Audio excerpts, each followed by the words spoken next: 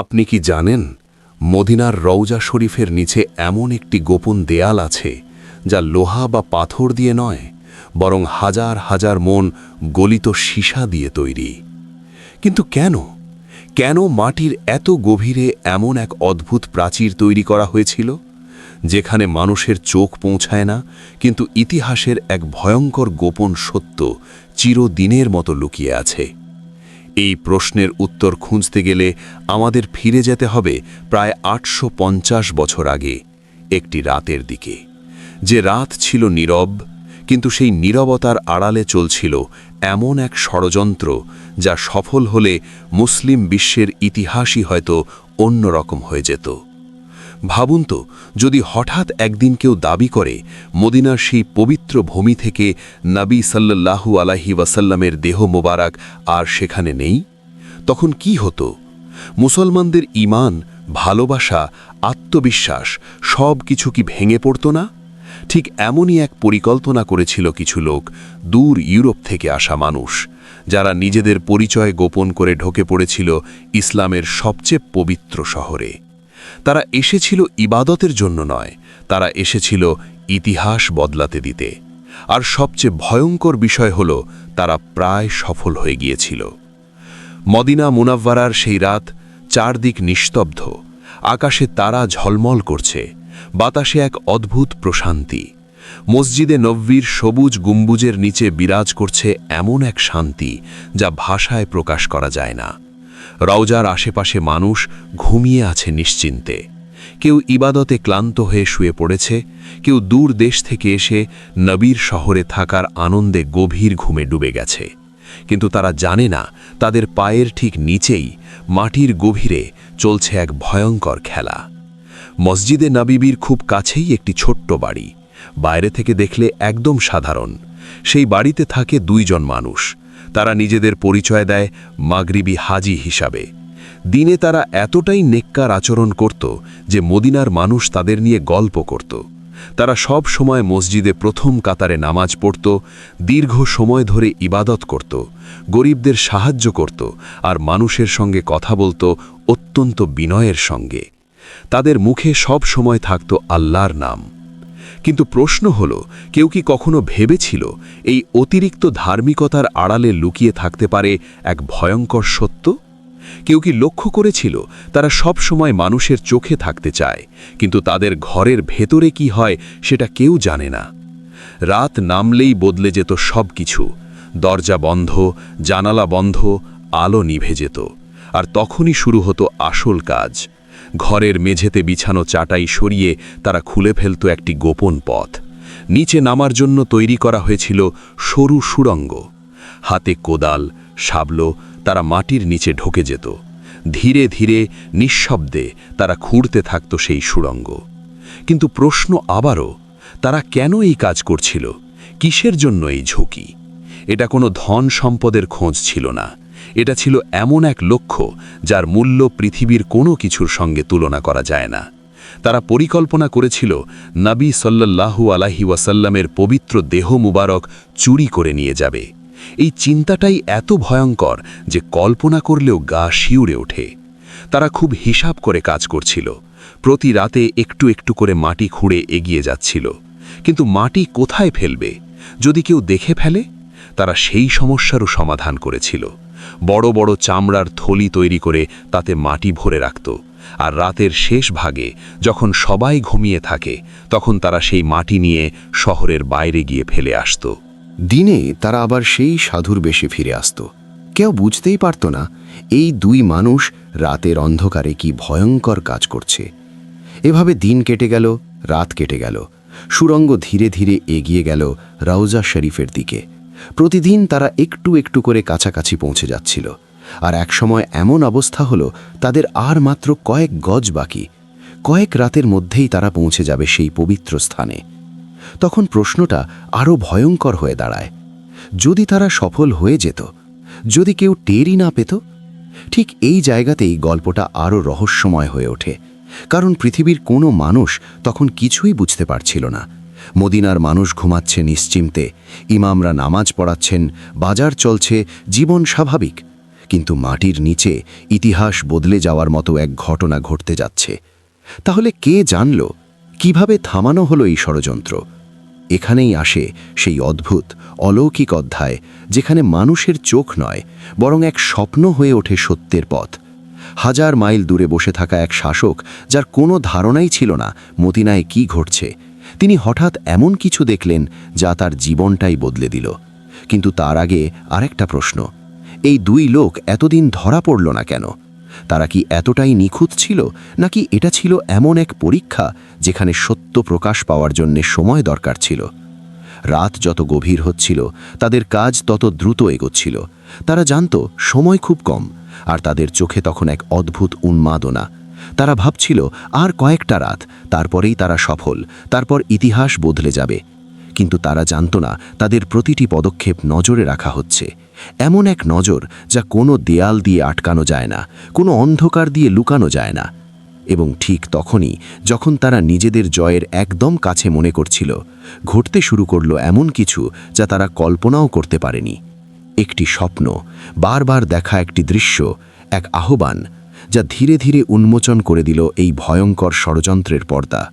আর এখান থেকেই শুরু হয় সেই অধ্যায়, যেখানে রহস্য, ভয়, বিশ্বাস আর অলৌকিকতা একসাথে মিশে যায় এবং প্রমাণ করে দেয় কিছু সত্য কখনো লুকিয়ে থাকে না, যত গভীরেই তাকে চাপা দেওয়া হোক না কেন। কিন্তু রাত নামার পরই সব কিছু বদলে যেত। দিনের আলোয় যাদের দেখে মানুষ মুগ্ধ হতো, রাতের অন্ধকারে তারাই হয়ে উঠত ভয়ের এক নিঃশব্দ ছায়া। যখন পুরো মদিনা গভীর ঘুমে ডুবে যেত, মসজিদে নববীর আশেপাশে নেমে আসতো এক অদ্ভুত নীরবতা, ঠিক তখনই শুরু হতো তাদের আসল কাজ।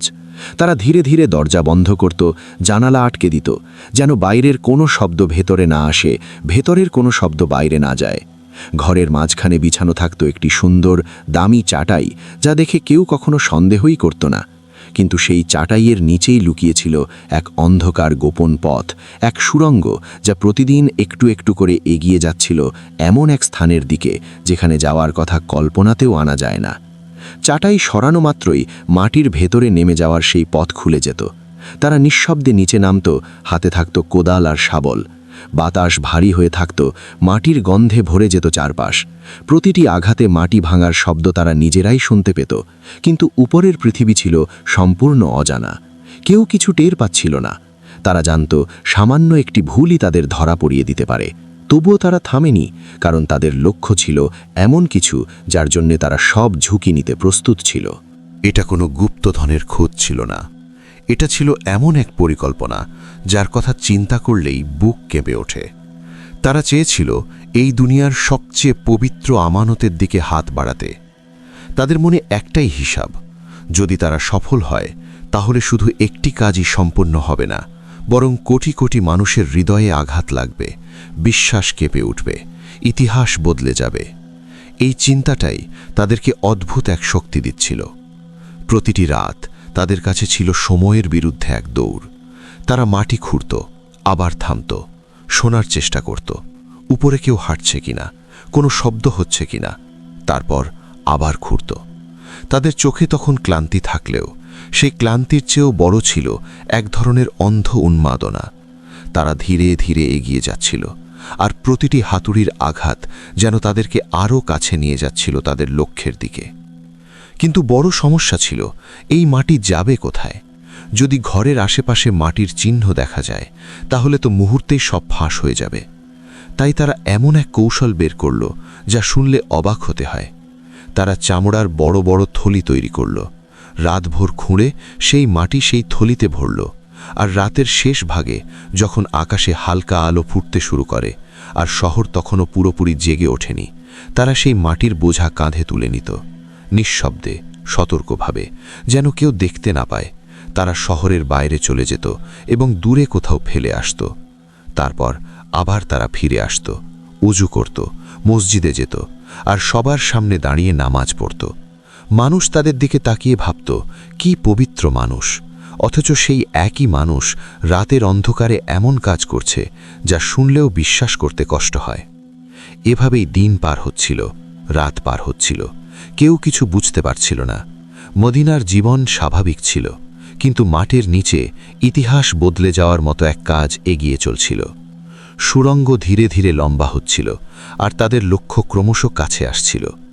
একসময় তারা হিসাব করে দেখল আর খুব বেশি বাকি নেই, মাত্র কয়েক গজ, হয়তো কয়েক রাতের মধ্যেই তারা পৌঁছে যাবে সেই পবিত্র দেওয়ালের কাছে। তখন তাদের ভেতরে এক অদ্ভুত আনন্দ কাজ করতে শুরু করল। তারা নিজেদের মধ্যে ফিসফিস করে কথা বলতো, কিভাবে তারা শেষ কাজটা করবে, কিভাবে সবকিছু দ্রুত শেষ করবে, কিভাবে কোনো চিহ্ন না রেখে চলে যাবে। তাদের চোখে তখন ভয় কমে গিয়ে এক ধরনের আত্মবিশ্বাস জন্ম নিয়েছিল। তারা ভাবছিল, এতদিন কেউ ধরতে পারেনি, এখন আর কে পারবে। সবকিছু তাদের পরিকল্পনা অনুযায়ী এগোচ্ছে। কিন্তু ঠিক এই জায়গাতেই গল্পটা অন্যদিকে মোড় নেয়, কারণ তারা একটি বিষয় পুরোপুরি ভুলে গিয়েছিল। তারা ভেবেছিল যদি মানুষ না দেখে তাহলে তারা নিরাপদ, কিন্তু তারা ভুলে গিয়েছিল সবকিছু মানুষের চোখে ধরা পড়ে না। কিছু কিছু বিষয় আছে যা এমন এক দৃষ্টির আওতায় থাকে যেখান থেকে কোনো কিছুই আড়াল করা যায় না। তারা ভুলে গিয়েছিল যাকে কেন্দ্র করে তারা এই পরিকল্পনা করেছে তিনি শুধুমাত্র ইতিহাসের একজন মানুষ নন, তিনি এমন একজন যার সাথে একটি উম্মার ভালোবাসা, বিশ্বাস এবং দোয়া জড়িয়ে আছে। আর সবচেয়ে বড় কথা, তিনি এমন একজন যাকে আল্লাহ নিজেই সম্মানিত করেছেন। যখন তারা নিজেদের জয়ের একদম কাছাকাছি মনে করছিল, যখন তাদের মনে হচ্ছিল আর কিছুদিন তারপর সব শেষ, ঠিক তখনই এমন কিছু ঘটতে শুরু করল যা তাদের কল্পনার বাইরে ছিল। তাদের প্রতিটি পদক্ষেপ যেন অদৃশ্যভাবে নজরে রাখা হচ্ছিল। তারা বুঝতে পারছিল না, কিন্তু অদেখা এক প্রক্রিয়া ধীরে ধীরে তাদের পরিকল্পনাকে থামানোর জন্য প্রস্তুত হচ্ছিল। এবং তারা বুঝতেই পারল না তাদের সেই গোপন সুড়ঙ্গ, যেটা তারা এত যত্ন করে লুকিয়ে রেখেছিল, সেটাই একসময় হয়ে উঠবে তাদের ধরা পড়ার সবচেয়ে বড় কারণ। কারণ এই গল্পে শুধু ষড়যন্ত্র নেই, এখানে আছে এমন এক শক্তির হস্তক্ষেপ যা নীরবে কাজ করে, কিন্তু যখন প্রকাশ পায় তখন সব কিছু বদলে দেয়।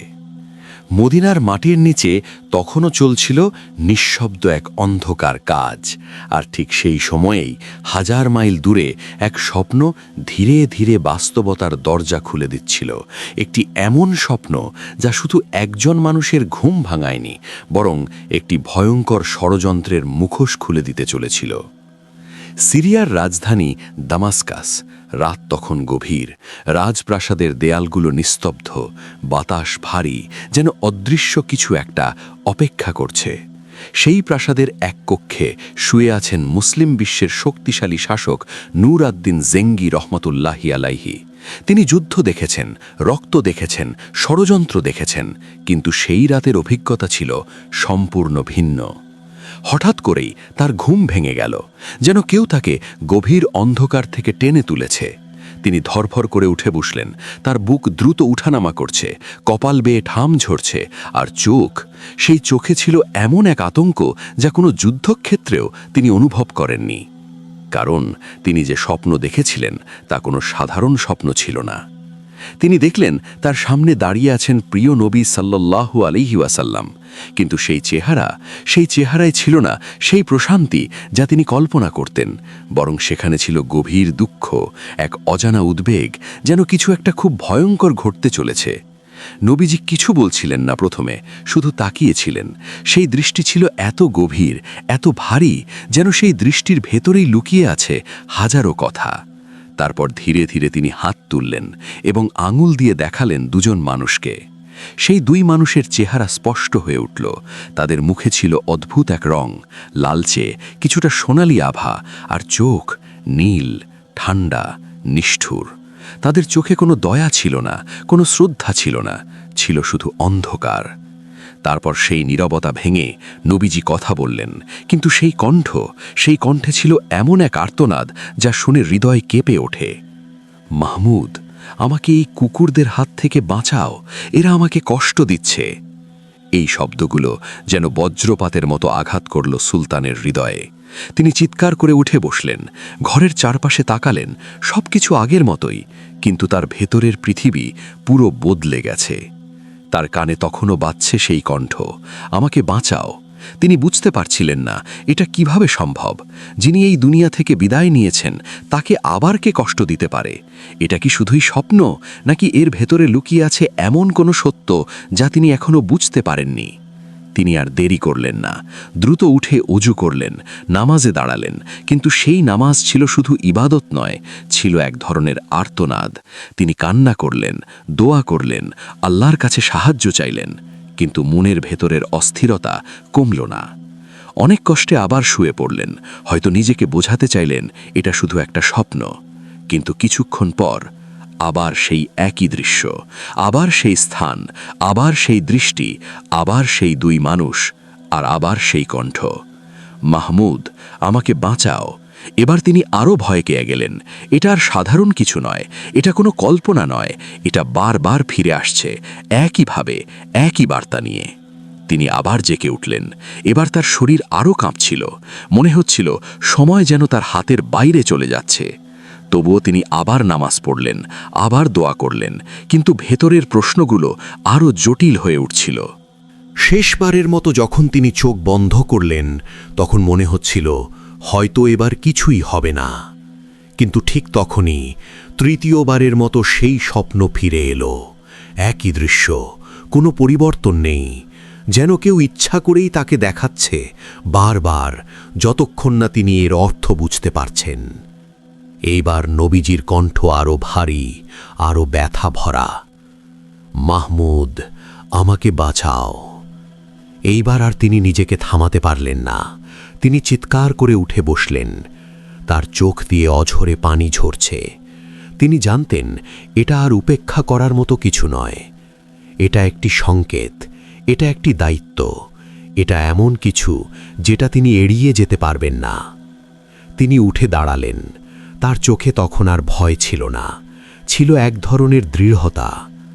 তিনি বললেন, যদি আমার নবী বিপদে থাকেন, তাহলে আমি এখানে এক মুহূর্তও থাকতে পারি না। সেই মুহূর্তেই সিদ্ধান্ত নেওয়া হয়ে গেল। কিন্তু রহস্য এখানেই শেষ নয়, বরং এখান থেকেই শুরু। কারণ তিনি তখনও জানতেন না এই স্বপ্ন তাকে কোথায় নিয়ে যাবে, তাদের সামনে দাঁড় করাবে, আর কি ভয়ঙ্কর সত্য তার জন্য অপেক্ষা করছে। তিনি জানতেন না 1000 মাইল দূরে মদিনার মাটির নিচে ঠিক সেই দুই মানুষই কাজ করে যাচ্ছে যাদের তিনি স্বপ্নে দেখেছেন। তিনি জানতেন না সময় খুব কম, আর সবচেয়ে বড় কথা, তিনি জানতেন না এই যাত্রা শুধু একটি শহরের দিকে নয়, বরং একটি গোপন অন্ধকারের দিকে, যা উন্মোচিত হলে পুরো ইতিহাস কেঁপে উঠবে।